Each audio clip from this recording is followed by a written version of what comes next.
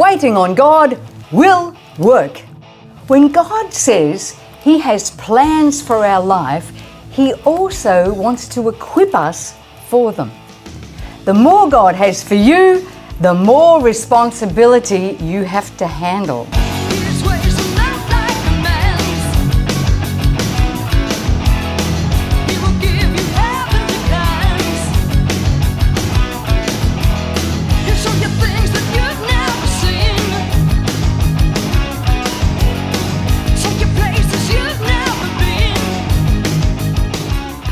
If you are not fully equipped for what He has for you, it will at some point cause frustration. He says to us, "Fear not, for I am with you. Don't be dismayed, for I am your God. I will strengthen you. I will help you. I will uphold you with my right hand."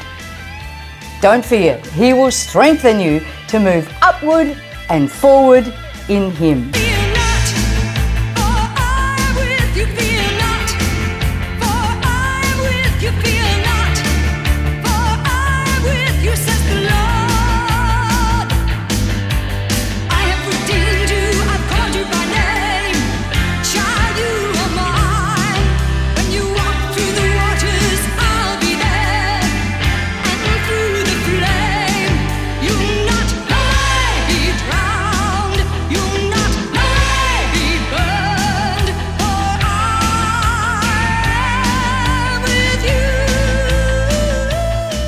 Fear only paralyzes you and stops your progress. God will help you fight and win. He knows the plans He has for you and how to put them into motion. Those who wait upon the Lord shall renew their strength. God does not always do things in our timing. It's never instant. When God spoke to Joseph, He showed him that he would be a leader, but it took 13 to 17 years before it happened. At any part of the journey, Joseph could have taken things in his own hands, operated in the flesh, and tried to bring the promise to pass. If he had broken out of prison before Pharaoh had called for him, he would have been a fugitive, hunted by the king. He would never have fulfilled God's promise and become second in charge if he tried to make it happen himself. Waiting on the Lord requires faith. Those who wait upon the Lord shall renew their strength. They will run and not get weary. Those who wait upon the Lord shall renew their strength. They will walk and not get weak. Rise up and fly with the wings of an eagle. Renew your strength in the Lord. Rise up and fly with the wings of an eagle. Encourage yourself in His word. If you don't have faith, you will never survive. When God gives you a prophetic word, it won't be in your way or your timing. God's ways are not our ways. Abraham was given a promise that he would have a baby. But as he and his wife Sarah got older, they couldn't see how it could possibly happen. We may feel that time is slipping by for us. Sarah gives up on the promise and she says, "Take my maid and have a baby with her." And Ishmael was born of the flesh. The worst mistake you could make is to try to help God fulfill His promise for you. This takes you out of the spirit realm and into the flesh.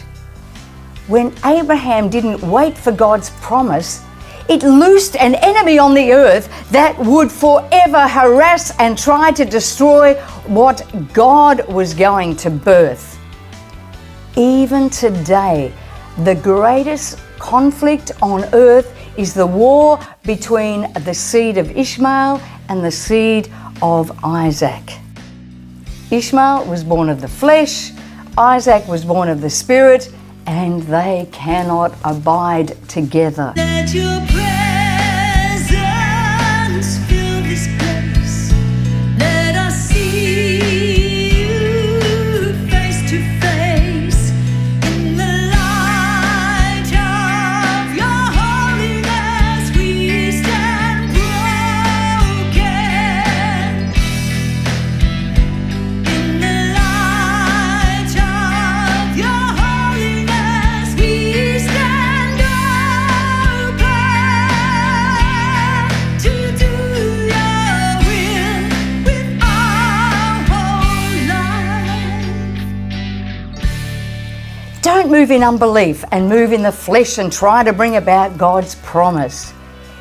If you birth an Ishmael in the flesh, it will harass what God wants to do in your spirit in the future.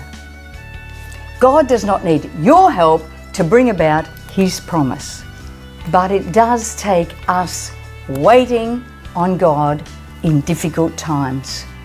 You may be feeling that frustration today. You know you have a promise, but it hasn't been fulfilled yet. Don't try and do it in your own strength. Wait on God. Keep them in His hands. Walk it out by faith. God will shift things. Trust God even with a closed door. He opens and closes doors. We don't know all the whys and what is next, but He does. And as our shepherd, He will lead us, even when we don't like where we are at. Don't take your eyes off God's ability.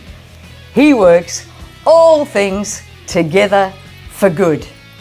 Wait on Him.